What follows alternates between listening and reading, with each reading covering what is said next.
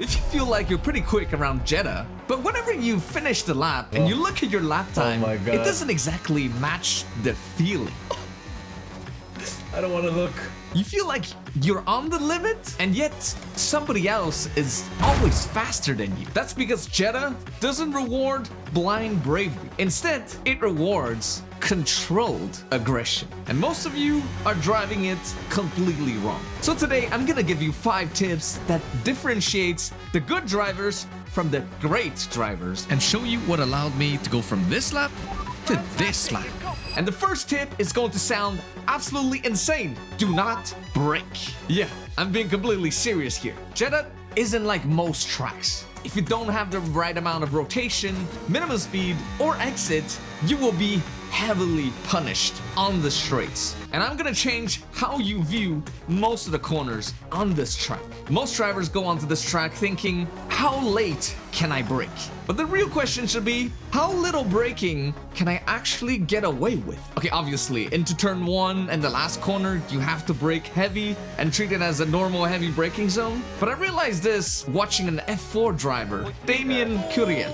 Is that how you're supposed to say it? Curiel? Curiel? Anyways, through this hairpin in the middle sector and this blind left at the end of the long straight before sector 3, he was braking a lot less than I was. Not later, less. And this completely blew my mind. When you brake heavy here, it does 2 things. It kills your minimum speed and it locks the front tires so you can do more turning. Braking just enough allows you to keep all the momentum, and it actually frees up the front tires to do more rotating. So to recap, brake heavy where you need to, but for the other corners, start experimenting with how much braking you actually need to do. And you'll be shocked at how much speed you're actually throwing away. Rule number 2, slow in, fast out. This is one that I stress about all the damn time, and it's something that I also need a stern reminder once in a while. Jeddah feels like a track where you need to send it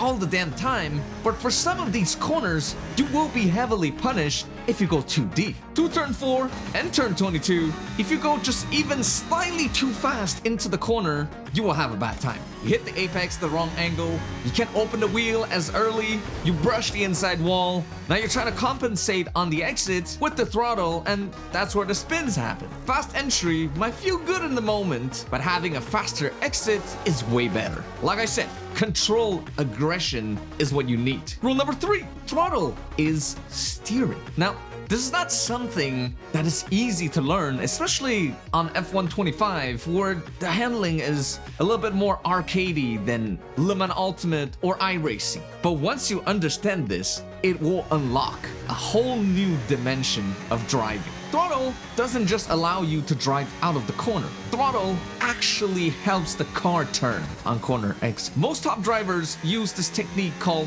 throttle jump, because when done right, this shifts the weight to the rear, giving you more grip, but also creating just enough oversteer to help your car go where it wants to go. And then they slowly add throttle up to 100%. You see Jarno do this constantly. Twitchy, aggressive, but always on the limit and in control of the rear. If you ease into the throttle with zero confidence, the rear is just not gonna turn. But if you slam it too hard, you're gonna spin. Once again, like I said, controlled aggression. Rule number 4, learn to create understeer. And this one changed my driving radically. Suelio Almeida once said, if you can create something on purpose, then the odds of that thing happening on accident is significantly reduced. Most drivers panic when the car understeers, but fast drivers know how to create understeer in the car when they need it and to use it to its maximum efficiency. Holding the brakes too long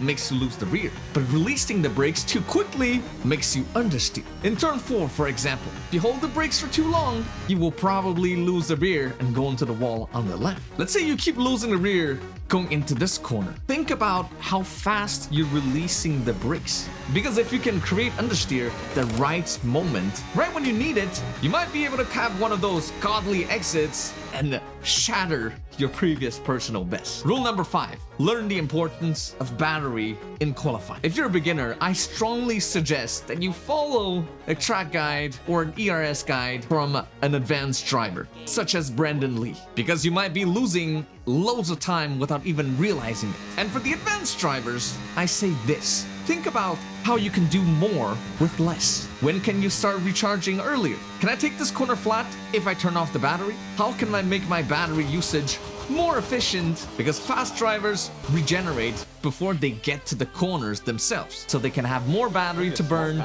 on the straights. Some corners are taken in medium, some corners are taken in none, and that's free lap time. If you haven't already, start looking into the battery, because that's where a majority of the pace comes from in F125. And if Jeddah still feels impossible to you, revisit this video anytime you like and keep practicing, because that's how you are going to improve your pace and sharpen your racecraft. And if it helped you, make sure you subscribe, because this channel is actually aimed at bringing you more pace and enjoyment in sim racing. Make sure to check out my other how-tos as well if you still got questions. This is Formula Kai signing off. Stay curious.